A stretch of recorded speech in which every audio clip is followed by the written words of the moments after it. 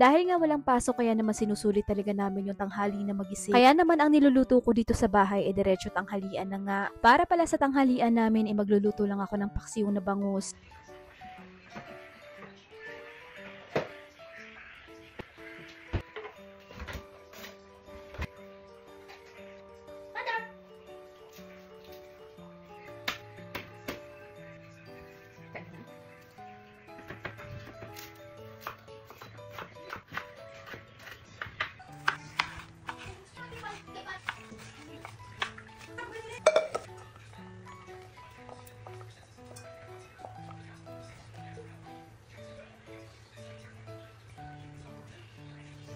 After ko mailagay lahat ng pangsahog, lalagyan ko lang siya ng paminta. Konting mantika, lalagyan ko din siya ng suka pati na nga rin toyo.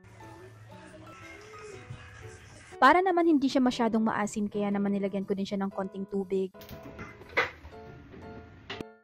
Habang nagpre-prepare pala ako ng ulam namin para sa tanghalian, ay nag-request nga si Sanaya ng Sunny Side Up. Pero syempre, kapag nag-request yung isang anak, ay kailangan lutuan mo na silang lahat. Kasi kapag hindi mo pa sila nilutuan lahat, ang mangyayari ay magluluto ka pa nga ulit dahil gusto nga rin ng isa. At eto nga mga mamshis, after nga lang ng mga ilang oras, ay nag-request nga din ng merienda yung mga bulinggit. Saktong-sakto naman din dahil may patatas pa kami at marami nga to, kaya naman paglulutuan ko sila ng Mojo. Ang bala ko talaga dito sa patatas ay bibake ko siya, tapos lalagyan ko siya ng cheese pati na nga rin ng ham. Pero dahil nga Mojo's ang request ng mga bulinggit, kaya naman yan na nga lang muna yung lulutuin ko.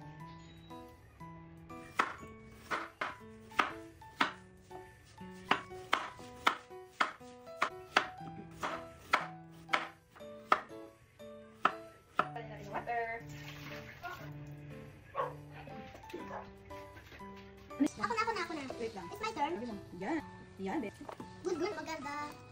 Inimplahan ko lang pala itong patatas, nilagyan ko siya ng asin at paminta, tapos nilagyan ko din siya ng cornstarch. Hinalo-halo ko lang muna pala siya. After nyan, maglalagay naman ako dito sa plato ng breading mix. Isang pack na nga lang din pala yung breading mix namin, kaya naman ang gagawin ko, mag-a-add ako dito ng cornstarch, harina, tapos titimplahan ko lang siya ng asin at paminta.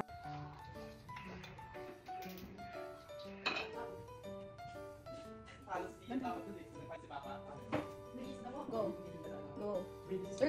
Turn mo.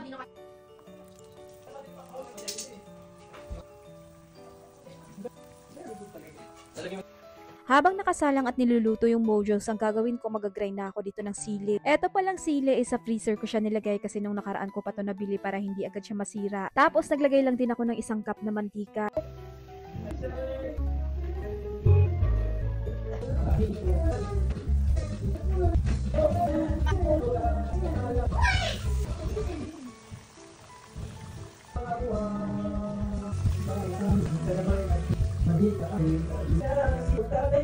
Mas bumango itong chili oil na ginagawa ko, naglagay lang ako ng 2 pirasong dahon ng laurel. Para naman hindi agad siya masira at tumagal siya, nilagyan ko din siya ng konting suka. Tinimplahan ko na nga din pala itong mga mamshis ng asin, pati na nga rin ng paminta. Inoff ko na nga rin pala yung kalan para hindi masunog yung chili oil, tapos gumawa na ako ng sauce ng Mojo.